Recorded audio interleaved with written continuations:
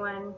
Hi everyone, my name is Jessie Taylor and I'm the youth advocate at YWCA Spokane, and today I'm here to talk to you about teen dating violence and how you can help your child or a youth in your life who may be experiencing abuse in the relationship. Now, first of all, the reason why I'm talking about this today is because research has shown that a majority of parents and caregivers either don't know that teen dating violence is an issue or they don't believe that it is an issue. And that is problematic, as research has also shown that 1 in 3 teens experience abuse in their relationships at least once within their lifetime. And these rates increase when the youth also is identifying as LGBTQ, and as well as if they have experienced any other adversity in their life, those chances can be increased as well. So when we talk about teen dating violence and what that looks like, we should first acknowledge that dating violence or domestic violence is identified as the pattern of behaviors exhibited by one partner over another to establish and maintain power and control. Now, for teens, it doesn't always look too much different than the abuse that may be exhibited within an adult relationship. However, there are some unique aspects to youth relationships specifically that do need to be identified.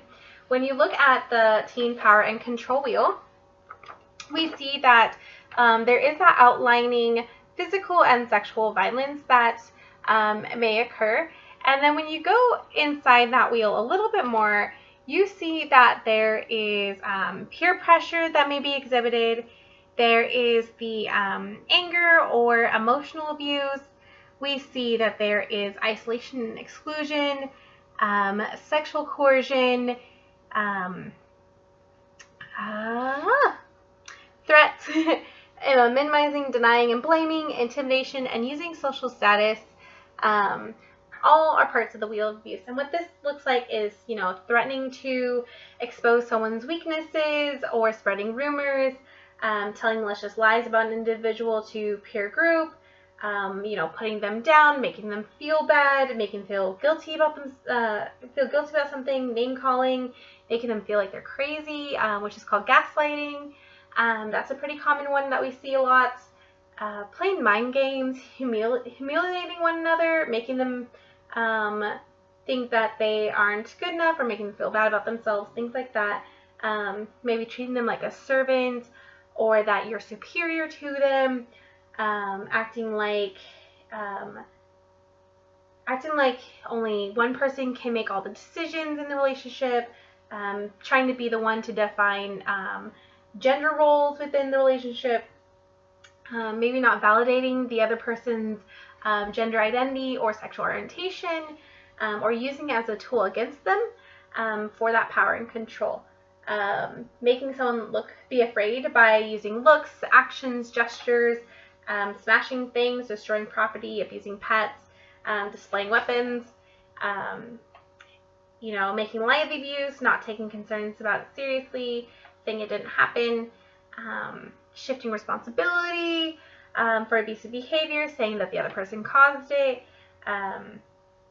threatening to harm themselves, others, people outside the relationship, threatening to leave, to commit suicide, to report to the police, your partner to the police, making them drop the charges, making them do illegal things.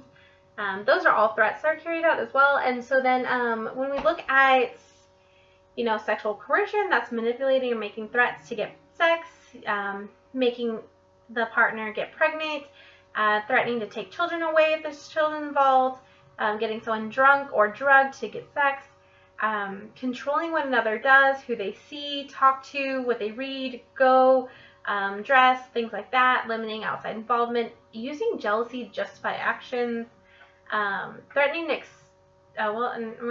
threatening to expose them.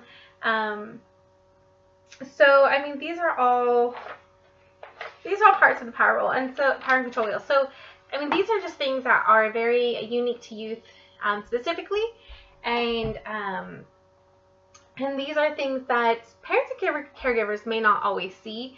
And so sometimes as parents, the red flags we might be seeing is that the relationship is just maybe unhealthy, is that maybe they're spending a lot of time together, more than that, then there's that healthy balance.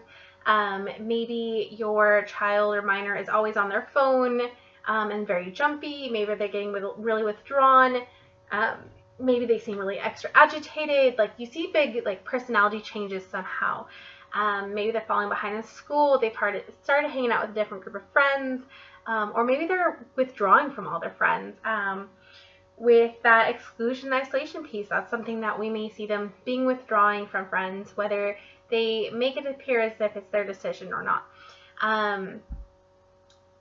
Other red flags is maybe you see the physical marks, any bruising or things like that. Maybe they're getting in trouble with law enforcement. Maybe they're getting in trouble with school. These are just some red flags that something's going on, and it's not always that obvious. Sometimes couples can seem very happy and very good together, and we're not always going to see the abuse that is happening behind closed doors.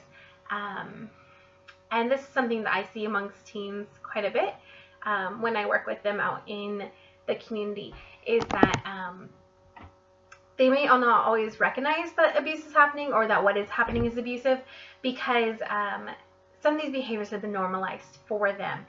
And that's the other thing that the adults in society needs to take into consideration also, is how are we portraying our own relationships, and do we recognize what's healthy and what's not within ourselves and our own relationships, as well as those for our children?